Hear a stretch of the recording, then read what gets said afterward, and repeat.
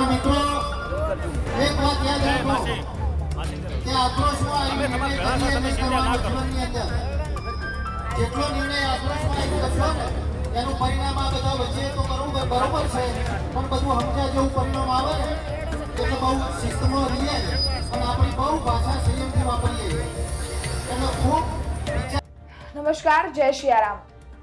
કિંજલ રબારીનો વિવાદ, પ્રેમ લગ્નનો વિવાદ વખર્યો. ઠાકરસિંહ રબારીએ એના સમાજની દીકરી પાછી લાવવામાં પ્રયત્ન કર્યો. સમાજના આગેવાનો ભેગા થયા, સમાજ ભેગો થયો અને ચૌધરી સમાજમાંથી એની દીકરી પરત લાવ્યા. પરંતુ ત્યારબાદ એક નવું ચેપ્ટર ખુલ્યું કે એક નવો પન્નો પલટી ગયો કે રબારી સમાજનો દીકરો થોડા વર્ષ પહેલા ચૌધરી સમાજની દીકરીને લઈ ગયો છે અને એ પણ ભગાડી લઈ ગયો છે.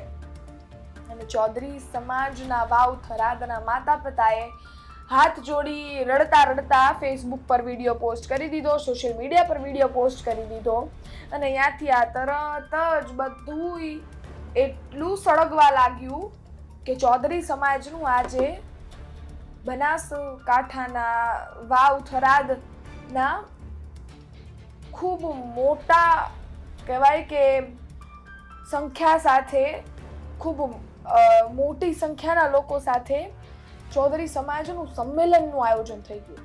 અને આ સંમેલનનું આયોજન ખાલી એ દીકરીને પાછી લાવવા માટે કરી છે. પણ આમાં એક વાત હજી છે, દીકરીને એક બાળક છે. દીકરીએ પણ સોશિયલ મીડિયા પર વિડીયો મૂક્યું કે યાર તમે જે કરો એકવાર સોચી વિચારી સમજીને કરજો, મારું માળખું ન વિખાઈ જાય એનું ધ્યાન રાખજો. મારો દીકરો બાપ વગર એનો રહેવો જોઈએ, મા વગર એનો રહેવો જોઈએ. આવી વાત કરી. તમે આગળ સ્ટિંગ જોઈએ એમાં એ માતા રડી રહી છે કે મને મારી દીકરી પાછી જોઈએ છે. હવે એ પણ સાંભળી લે કે માતા શું કહી રહી છે.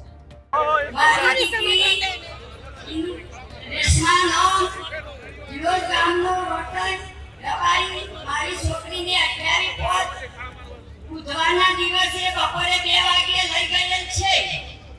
અમને જાણ થઈ હોજે કે હું કપડો સીવડાવવા જાઉં છું એમ કરીને મારી છોકરીને લઈ ગયો છે. કે હું આપણા ચૌધરી સમાજને નર્મ વિનંતી છે કે મારી દીકરી તમે બધા ભેગા મળીને પાછી આવો. ધન્યવાદ. આપણે સાંભળ્યા એ માતાને. એમનું એટલું જ કહેવું છે એમને એની દીકરી પાછી જોઈએ છે. દીકરો હોય તો પણ ભલે, ન હોય તો પણ ભલે. રબારી સમાજ એમની દીકરી પાછું લઈ ગયું એટલે ચૌધરી સમાજને પણ એમની દીકરી પાછી જોઈએ છે. બધાની વચ્ચે આગેવાનો એટલા આક્રોશે ભરાયા છે કે એક બાદ એક એના નિવેદનો આવી રહ્યા છે. તમે એ નિવેદન સાંભળો ને તો તમને પણ એક આશંકા ઊભી થાય કે જીવન જે માણસનું છે એ બોલતું નથી. એમને માણસ સાથે રહેવું છે, એમને એક દીકરો છે, એમનો પરિવાર સુખી સંપન્ન છે, તે છતાંય તેમના વિરોધમાં આ સમાજનું આટલું મોટું સંમેલન અને એમાં પણ એને જ પરત લાવવાની વાત. પ્રેમ લગ્ન કરી દીધો અને કિંજલ રબારી પાછા વયા ગયા, એમાં આ દીકરીનો શું વાંક છે? એનું માળખું શું કામ વિખાય? એ પણ સવાલ છે ને. ખેર, હવે ચૌધરી સમાજના લોકો એટલા આક્રોશે ભરાયા છે કે એવું કહી રહ્યા છે કે 1 કલાકમાં સામે આવી દીકરી પાછી આપો. અનેક નિવેદનો સામે આવી રહ્યા છે. ચૌધરી સમાજના આગેવાનો પાછી પાની કરવા માટે તૈયાર નથી. એમને એમની દીકરી જોઈએ તો જોઈએ અને આવનારા સમયમાં એમની દીકરી કોઈ દિવસ બીજી કોઈ જ્ઞાતમાં આપશે પણ નહીં અને લેશે પણ નહીં. આવી વાત અહીંયા પણ થઈ છે. હવે જોવું રહ્યું કે આ વાત અહીંયા પણ થઈ છે. હવે નવું ચેપ્ટર ખુલશે કે નહીં ખુલે. ઠાકરસિંહ રબારીનું પણ એક નિવેદન આવ્યું હતું. એમાં એણે કીધું હતું કે છેલ્લા 2 વર્ષના લિસ્ટ કાઢીશ તો અનેક અમારી સમાજની દીકરીઓ પણ તમારા સમાજમાં આવી હશે. અરે પણ વાત જ એ છે કે એક વિરોધથી તમે બધાયના માળખા વિખી રહ્યા છો અને ધીરે ધીરે સામે આવીને આ બધું જ કરી રહ્યા છો. એ કેટલા અંશ સુધી વ્યાજબી લાગી રહ્યું છે તમને લોકોને?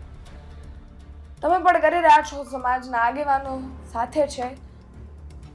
એક જોવા જઈએ તો પરિવાર કે એક વ્યક્તિ સમાજથી રૂડો હોય એટલે સમાજ એકત્રિત થઈ રહ્યું છે અને તેમજ આ સમગ્ર ઘટનાને લઈ હવે દીકરીને પાછી લાવવાની વાત થઈ રહી છે. તમારું શું માનવું છે આ ઘટનાને લઈ કોમેન્ટમાં ચોક્કસથી જણાવજો. આ માતા જે રીતે નિવેદન આપી રહી છે તેને લઈને તમારું શું માનવું છે? માતાના આંસુ જોઈ અને સમાજનો હંકાર અને આક્રોશની લલકાર, આ સમગ્ર ઘટનાને લઈ તમારું શું માનવું છે કોમેન્ટ બોક્સમાં ચોક્કસથી જણાવજો. તમારા અભિપ્રાય અમારા સુધી પહોંચાડજો અને અમારી માટે ખૂબ અગત્યનું છે, કારણ કે તમારું શું માનવું છે આ ઘટનાઓને લઈ એ અમને પણ ખબર પડે અને સાથે જ અમારે આવનારા સમયમાં તમને કઈ રીતે માહિતગાર કરવા એની અમને પણ માહિતી મળે. ખેર, અમે તમને અમારો પૂરો પ્રયત્ન કરશું કે અમે તમને માહિતગાર કરતા રહીએ.